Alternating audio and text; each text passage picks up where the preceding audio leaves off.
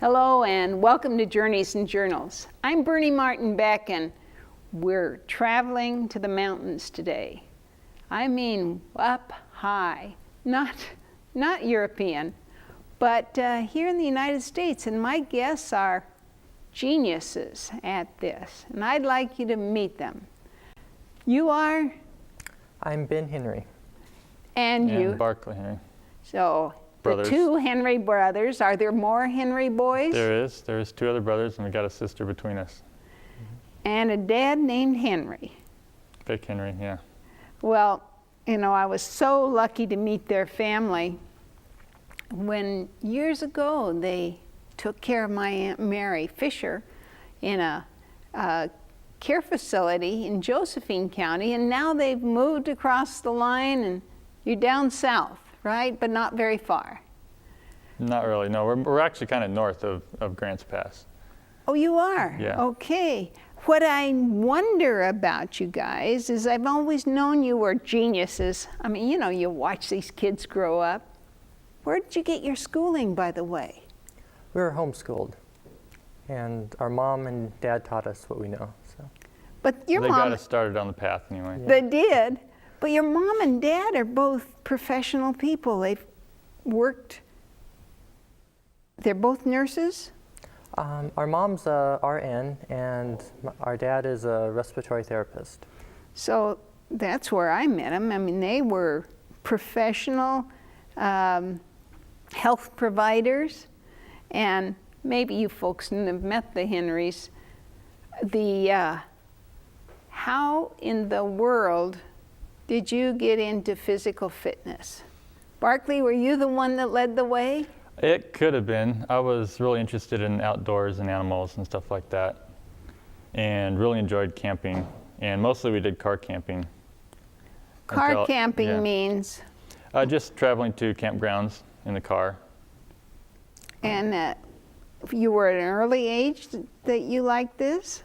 Yeah, as some of my earliest memories of, we had this van and we'd go out and we'd go camping, and when we get to our campsite we would set up the tent and put all of our sleeping bags down and then roast hot dogs over the fire or marshmallows, and so we've been outdoors people for quite a while. Well, when you say outdoors, I know that, you know, there's not even a power line to your house. Not anymore, no. I mean, how in the world, I think it's called off the grid? Yeah, they referred to it as being off the grid. Well, and is there anything that you don't, I mean, do you not have a washer and a dryer? No, about the only thing we don't have is the power bill every month. Oh, wow. That's the good part about it. Now, whose genius put this together?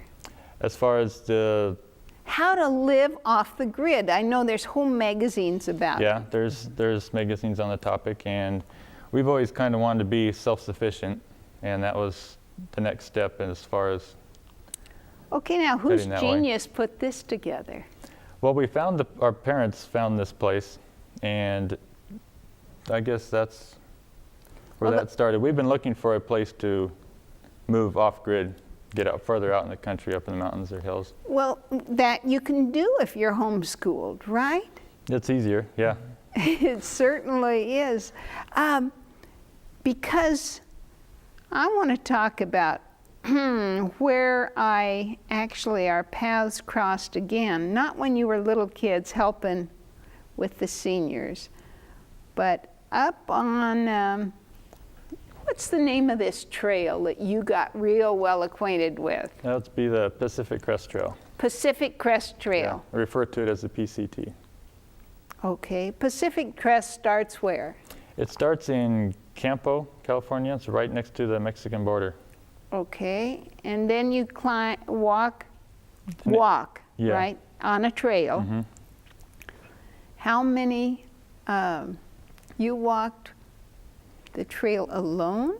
I started out hiking alone. I was by myself as far as from our family, but there's a small window of time that you actually can start hiking on to finish the whole trail in one summer. And so there's a window there, and that's when everybody starts. It's a 2 to 3 week window. So there's lots of other hikers on the trailer. So it's not like anybody was out there alone. Like late spring? Yeah, early spring. It was April or May is usually I started the 1st of May. And so you hiked all the length of California. We did one show years ago when you were...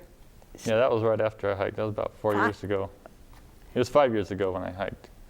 And then let's connect with you. How do you connect with that trail? Well, when Barclay got to the Oregon and California border on his way to Canada, I joined him, and we hiked through Oregon together, all the way up through Crater Lake and up to Mount Hood, and then over to Cascade Locks on the Washington and Columbia Oregon River, right there at the Columbia Gorge. Tell you, when I heard their story, I got so excited, and I was in Cascade Locks, and I went, I've got to walk this trail. So they said, if you go here, and you'll come out here at the Bridge of the Gods, and then you'll actually have been the same place these guys walked.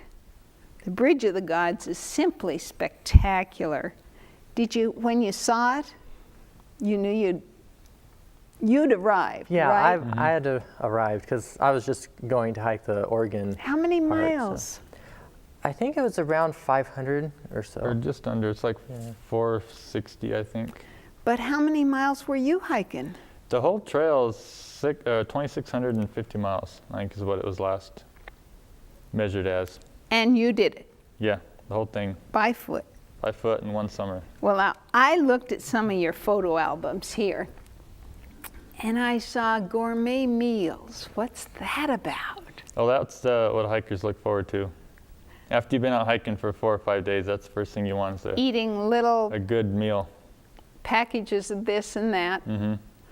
Lots of dried stuff. Now, didn't you tell me that there's a way you can get provisions along the trail? Yeah, there's a couple of ways. There's usually you either stop at stores along the way and pick up food, or you can have packages sent to you at the post office or some of the small resorts. Well, now, what did you do at the Oregon border? Well, we had the airdrop. That was our most exciting delivery of food. Oh, where was that? That was It was north of Crater Lake. I wasn't think about 60 miles north of Crater Lake. it? Yeah. And this drop looked real interesting to me. What's the story? Well, that spot there. Yeah.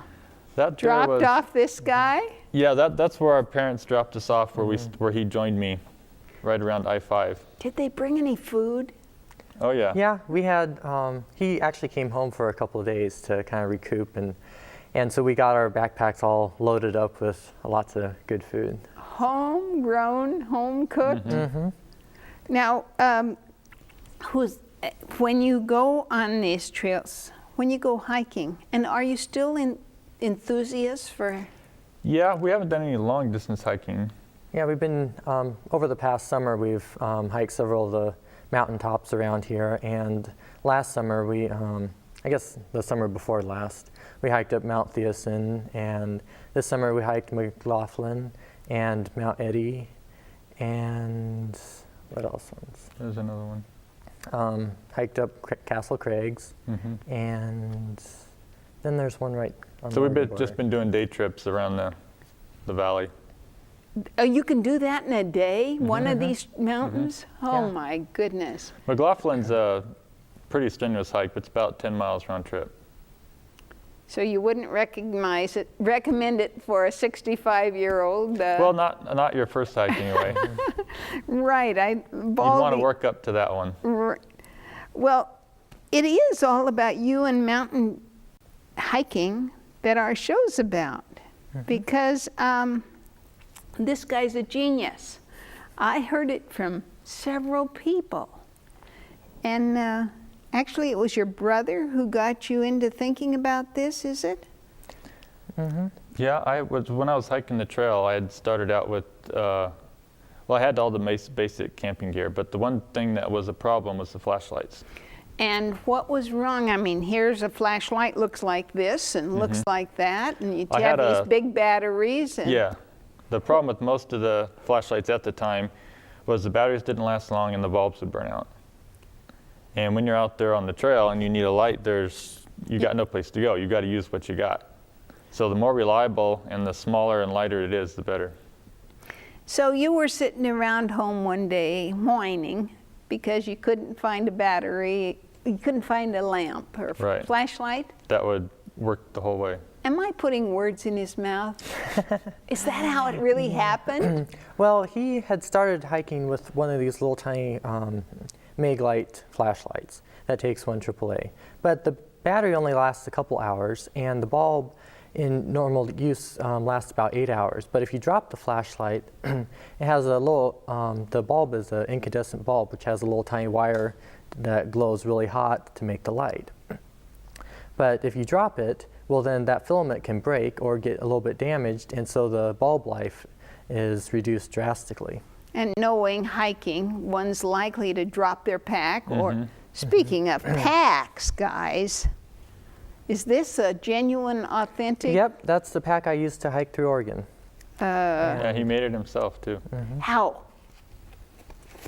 I mean, how does one go about designing a? Well, there's books on the subject out there.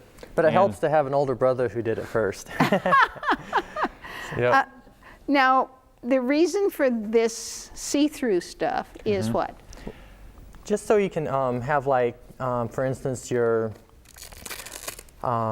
like soap and little tiny things that you want to be able to see, but you don't want all hidden away in your backpack. You put the stuff you use the most often like on when, the outside so it's easy to get to. when you're hiking, you'd put your trail mix and stuff in the outside compartments. What did I find in there? This here's a little Leatherman that has a pair of scissors on it. That, Designed and manufactured in Oregon, yeah, that's actually manufactured in Portland, Oregon. So. and it all folds up. What a neat thing! Because what all you That's the knife and scissors we used on the Yeah. trail. the Good. knife and Yeah, scissors. because you've got lots of other stuff in there too. And it also has Real handy. tweezers for pulling out slivers if you get a sliver. Oh, and, or stingers. Or stingers. And Have you guys run into some adverse circumstances that you needed? I think I got stung once on the trail. Well, what else is in this bag? I have. Oh, and you made this yourself. Yep, I made that myself. I bet you it was color coordinated at one time. Yeah, And it's this, a little faded now, but because there's the color coordinated bed. right. Yeah, this here is actually the same material as what the top I of the. figured as much. It feels like silk right out of parachute silk. Yeah, What's Yeah. it it's called? actually parachute They call material. it parachute material. It's and this here's a Thermarest mattress pad that we hiked with one very similar to this. So when you This say is- Thermarest, This is just under a pound. It's real light and it's self-inflating. So you've got a nice air mattress that's real small and packs real small. oh, I can see that. And when you're out hiking for 30 days at a time, it makes a big difference to have a good night's sleep. It's well And worth the The weight. The one weight pound? and a little Yeah. extra money for a nice air mattress. Oh, I love to hear that. That's Well, the luxury on the trail. Yeah. what was missing on your trip? You've already talked about, Yeah. designing this stuff Now to this- meet your every need. This here's a sleeping bag that I hiked with. And now, And- did you make this Yes, too? I made this too. So it's your length, your width. Custom designed. I was a little shorter at the time too, so it's a little small. I noticed when you were standing side by side with your brother, you're kind of catching up with the guy. Yeah. May He's I almost ask- as tall. May I ask how old you are? I'm 21. I'm 25. Okay, so then you're telling me that 5 years ago, you were hiking a 20-year-old. Yeah, I was 20 at the time. I was 15 when I first started hiking. So the two of you faced the Oregon Trail, literally, Yeah. the Oregon Trail together. Something was missing. You had a real concern because your brother had trouble with with lights, did you say? Yeah, with the flashlight. Reliability, what else? Well, basically what you had to do is you had to carry a bunch of supplies for the flashlight. Okay, I have 15 flashlight batteries and 15 bulbs, right? I usually kept 2 or 3 with me at all the time. Okay, and the flashlights, how big? The one I had was probably 2.5 inches long. So, used at AAA. So were you sitting around the dinner table whining about all this batteries and how did it happen? There was definitely room for improvement. Okay. That was one of the weak spots of all the gear. And so you're saying it within earshot of your little brother. Is that fair to say? Yeah. Yeah, I had picked up some white LEDs, which were new on the market. And we were trying to play with those, trying to figure out how to make a flashlight, because the LEDs last so long and they don't burn out. Right, some new invention. Right. And? Anyway, so I didn't have time to play with it. So I basically told him that he needs to make a flashlight. Your 15-year-old kid brother, and he's over there saying, okay, I'll do that, huh? And this here's the little flashlight that I came up with. Oh boy. Well, what's the advantage? The advantage is, I mean, this is a flashlight, excuse me, folks, but it looks like a battery with a little hat on it. well, it kind of is. It's a 9-volt battery, and You mean just like that? I can take it apart? yeah, just like that. The quickest battery change. Just you toss the old one when it finally dies, and you put the new one on. But how long would this last on the trail? On the trail, that one will last 75 hours, 75 hours. and that's on the high mode. And you can flip excuse- it to a low mode, and it'll last 600 hours. That's another advantage, because when you're reading or in your tent working after dark, and you're just working with close, you don't need a real bright flashlight. So he's got You a knew low. that. Yeah. I Did knew he that. also tell you all these things that were shortcomings of other people's, or did you sit around the table complaining, or what? No, it started out in a 35 millimeter film container, actually. Oh, yeah? The first one just had a on-off switch. It didn't have the high-low on it.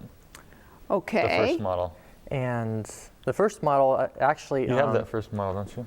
I have one of the very early models. This here That there is one of the very is, first ones. I think the very first one. Oh, I'm so glad you kept it. I have 3 that are almost identical to that out of the first ones that I made. So And you said, oh, what all's in here? it has a switch and an LED and the battery snap, and then a little bit of control circuitry to limit the voltage and current to the LED. A 15-year-old? Mm-hmm. Well, what did you do next? When you said, yeah, I can make that work, you contacted a patent office?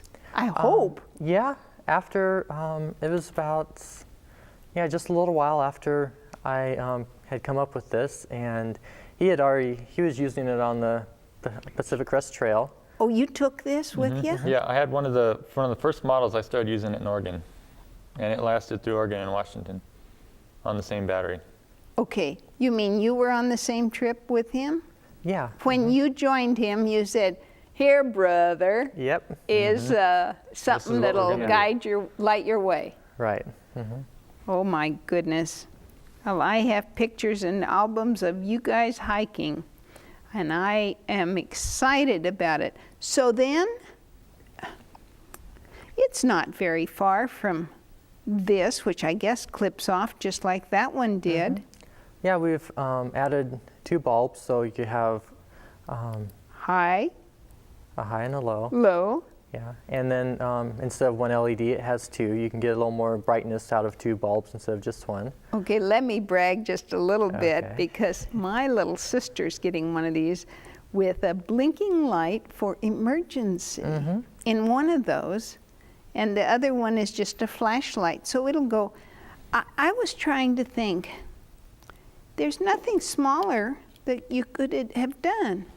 Well, now, that's part of the goal with hiking is to get everything as small as possible. okay, now what did it do for you on your hike, especially when you're alone, to have this little gadget? Well, it's nice to have something that's reliable, because if you have a regular flashlight and you got to change the bulb at night, when it's daylight, it's easy to change the bulb because you can see what you're doing. But when the light goes out and it's dark, you can't see. You have to do everything by feel. Okay, how dark is it up there? It's as dark It's very as it dark. gets. On a moonless night, you are all alone. How many people are on the on the... There was about 275 that started that year. Uh-huh. That was down at the California-Mexican border. And they estimate there was about 75 that finished. 75. Yeah, that made it the whole way. And I was with a group through Washington. There was about 5 of us that we hiked together through Washington after I was done hiking with him. Well, my son's father-in-law, Val Andres, hiked a portion of that. And then I think there was some injury, which that cuts. How if you got injured, would you hike out? I mean, You got to be careful out there.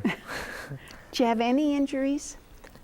We didn't, other than when I first started hiking, I had a few blisters or something like that. But the biggest thing is to take care of your feet, since those are that's your transportation basically. So you take care of your feet really well and you keep your feet dry. And if you get a blister, you take care of it immediately. And we didn't have any real emergencies. But there was one lady that down in California that Barclay was hiking with, or I guess she was up trail or something. Anyways, she was crossing a creek and she slipped on a rock and twisted her ankle. And that's one nice thing about hiking the Pacific Crest Trail is you have about 250 people that are all trying to get from one end to the other end in a couple week window. And so if you get hurt or something, You don't have to wait very long before somebody else is coming along that can help you out. Yeah. And did you hike with other people? Yeah, there was a couple weeks in California where I was actually there was a group of like 15 of us that we hiked together. So somebody watching this show, because this is shown in California, they may have say, I knew him when It's he was... possible, yeah. Well, you're the first ones to tell me all these kind of stories. I wanted to show what I'm doing. You know, picked up a little. I think kids are just great. In case you've never noticed, I am a supporter. One of our young friends from here, Steve Highland, has gone off and is in Iraq at this time. And so I'm getting a package ready to send him. Guess what's in my package? One of those, but this has a different top than yours. Yes, that one there, it has a kind of a dark purple color. Does that tell me housing. something? It should tell me something? Yes, that tells you that it's infrared. And Why would I want an infrared flashlight? well, infrared is at a wavelength higher than what the human eye can see. But if you have night vision goggles on, then you're able to see all around you and In pitch black. in pitch black, but nobody else can see that you're illuminating unless they have goggles on also. Okay, what's the advantage? I mean, it's a natural thing. If you can't be seen except by Other people of your own team, well, then you're not going to get shot at. Yeah.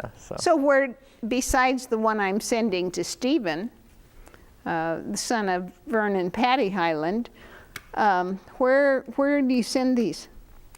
We send them all around the world, basically. We have them in a lot of the different countries. There's a lot of them over there in Iraq. Yeah. Well, you never know who the kid next door is tinkering with and writing patents. You have new patents pending? We don't need to talk specifically about them, but what's in your head? I have quite a few things in my head. Obviously, I can't disclose all of them, right now. We're not going to ask you that, but But there's this last one's keeping Yeah. everybody busy in our family. it is this one. Yes. When you say everybody busy, who manufactures these? Well, these get made on our kitchen table. This is what you call cottage industry, huh? Yeah. And Mom got tired of moving things around. And Yeah. She told me pretty soon there's going to be Yeah, we're working on a shop just for the flashlight. well, it's a good idea. Are you guys building it? Yeah. So Well, you we got a big shop. So we've just kind of devoted an area for the flashlight. So we're, so you're not limited to techie things. You're not No. limited. You're not limited to hiking.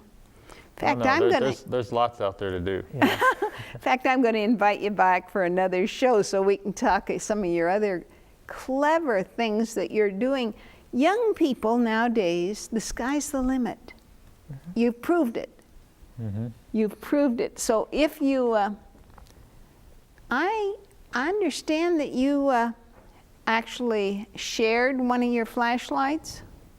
Yeah, we sent a flashlight to President and Mrs. Bush, and a couple weeks afterwards, I got a photo of President Bush and addressed, has my name on it, and then he also signed it. So we Well- thought appropriate that since so many of the troops are using them in Iraq, that the Commander-in-Chief should also be able to utilize very useful items. So. When Y2K was the craze and people were so worried, I decided that I should send the president a message. A lady who made cookies. We put together a box that was full of hope. And the hope was the Star of Bethlehem. And I decided that everybody that got one of these boxes could link to a website where they'd get a story, good news, right out of the Bible. So thanks for taking it right to the top of the U.S. And I bet you lots and lots of other people are carrying one of those flashlights in their car. Oh, folks, these guys have so much. I'm going to talk to them more.